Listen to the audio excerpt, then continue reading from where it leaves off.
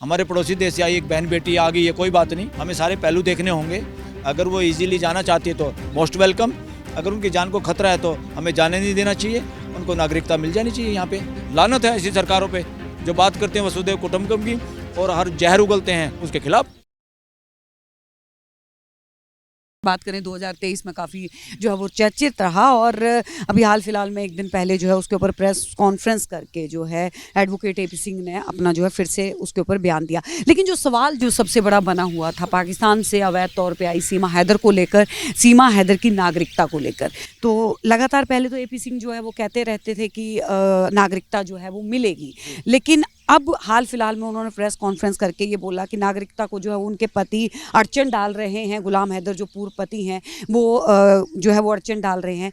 अब जानना ये है कानूनी तौर पे कि प्रावधान जो है वो क्या है कि सीमा हैदर को क्या यहाँ की नागरिकता मिल सकती है, और अगर सीमा हैदर को मिल जाती है तो उनके जो 4 बच्चे हैं उनको नागरिकता का क्या प्रावधान है, और अगर नागरिकता नहीं मिलती है तो आगे उनका शिक्षा को लेकर जो है क्या असर जो है वो भारत के अंदर पड़ सकता है। देखो, कोई असर नहीं पड़ेगा। मानवता के आधार पे सरकार कुछ भी कर सकती है, क्योंकि हमारे देश के कितने लाखों बच्चे अवैध रूप से अमेरिका में घुसे हुए हैं।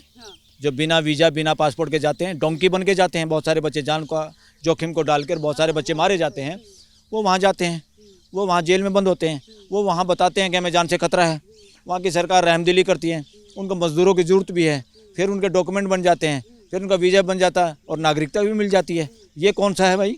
हमारे पड़ोसी देश से आई एक बहन बेटी आ गई है, कोई बात नहीं, हमें सारे पहलू देखने होंगे। अगर वो इजीली जाना चाहती है तो मोस्ट वेलकम। अगर उनकी जान को खतरा है तो हमें जाने नहीं देना चाहिए, उनको नागरिकता मिल जानी चाहिए। यहाँ पे देश की क्या बुराई है? वो 4 बच्चों से क्या इस देश का ये टूट जाएगा? हमारा देश तो जब ऐसा देश है, ये बाहर के लोग आते हैं, ये पारसी लोग भी जब देश में आए थे, वहाँ के राजा ने कहा था गिलास या मटकी बेच दी दूध की, या तो भरा हुआ यहाँ कोई जगह नहीं है, उन्होंने उसमें शक्कर डाल दी कि हम उससे उसका वॉल्यूम भी नहीं बढ़ा और दूध मीठा हो गया। हम इस तरह से घुल मिल के रहेंगे, आप लोगों के यहाँ भाईचारे को और मिठास डालेंगे और हम इसमें से बाहर नहीं निकलेंगे, आपके अंदर घुल मिल जाएंगे। तो क्या है? लेकिन अगर सुरक्षा की तौर पे अगर देखा जाए तो लगातार बहुत सारे सवाल जो है वो उठाए भी जा रहे हैं कि एजेंट हो सकती है क्योंकि अवैध तरीके से आई है। हाँ बेटा, एजेंट हो सकते हैं। अरे पूरे देश की इंटेलिजेंस एजेंसी, ये सारे देश किस काम पे लगे हुए हैं? खासतौर पे इंडिया और पाकिस्तान भी, या दूसरे जो देश एक दूसरे के साथ दुश्मनी दिखा दिखा के इलेक्शन लड़ते रहते हैं, वहाँ पे सत्ता पे कब्जा करते रहते हैं और एक दूसरे के यहाँ स्पाई एजेंट भेजते रहते हैं। जब वो वहाँ पकड़े जाते थे हम मना कर देते हैं, उनके पकड़े जाते तो इंडिया मना कर देता है, वो पाकिस्तान मना कर देता है। ये अमानवीय काम है। देश में एम्बेसडर हैं वो इसीलिए हैं कि एक दूसरे देशों की आपस में मित्रता भाईचारा बढ़े। देश के एम्बेसडर एक दूसरे के साथ षड्यंत्र रचने के लिए नहीं है, मगर ज़्यादातर एम्बेसडरों का एम्बेसियों का यूज क्या हो रहा है? एक दूसरे देश के साथ षड्यंत्र रचने के लिए हो रहा है। ये गैर कानूनी है, ये अंतर्राष्ट्रीय कानूनों का भी उल्लंघन है। सीमा हैदर अगर ये जांच अभी तक नहीं कर पाई, ये 4 बच्चे क्या हैं, सीमा हैदर सफाई एजेंट है कि नहीं है, तो लानत है। ऐसी इंटेलिजेंस एजेंसी पे क्या जरूरत है? जब अब तक नहीं कर पाए, जब यहाँ अपने आप में सो कॉल्ड ये करें हिंदू देश बनाना है और सरकार है मुसलमानों के खिलाफ जहर उगलते हैं, तब इनको भी आज तक इंटेलिजेंस में कुछ पता नहीं चला, तो फिर खाक इंटेलिजेंस एजेंसी लिए घूम रहे हो। और मैं कह रहा हूँ कोई जरूरत नहीं है। अगर उस बच्ची की जान को खतरा है या उन बच्चों को जान को खतरा है तो वहाँ नहीं जाना चाहिए। अगर या इंटरनेशनल मीडिएशन के आधार पर दोनों परिवार दोबारा मिलना चाहते हैं तो उसका भी वेलकम होना चाहिए। क्या बुराई है? After all are human beings, और हम सारे से सारे ग्लोबल फैमिली के आदमी है ना।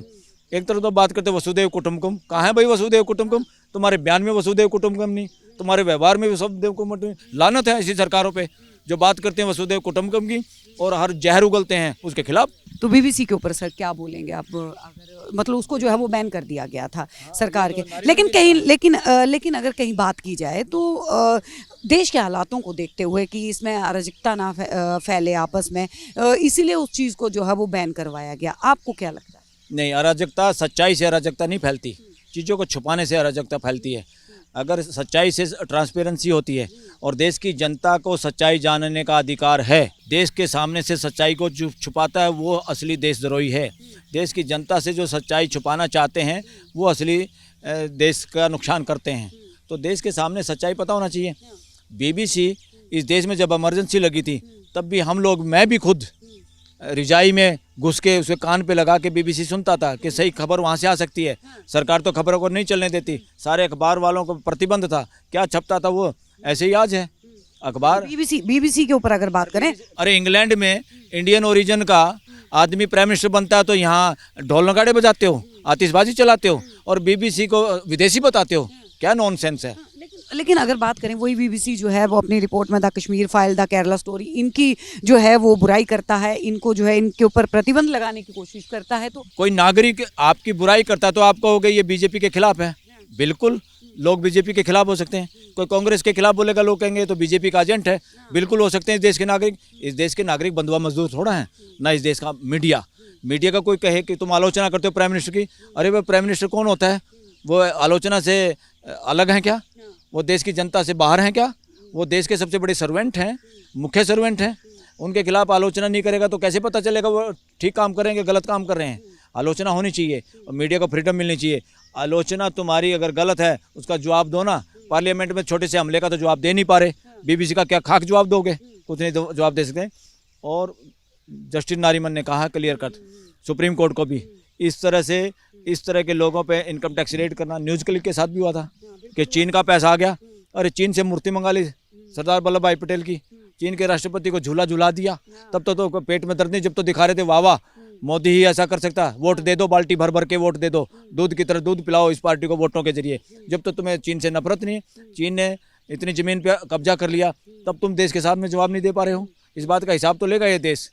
कोई ज़्यादा समय तक मेंबर पार्लियामेंट रहने से, ज़्यादा समय मंत्री रहने से, ज़्यादा समय चीफ जस्टिस रहने से कुछ फ़र्क पड़ने वाला नहीं, बल्कि जो ज़्यादा समय रहता है उसकी ज़्यादा जवाबदेही है, ज़्यादा जिम्मेवारी है।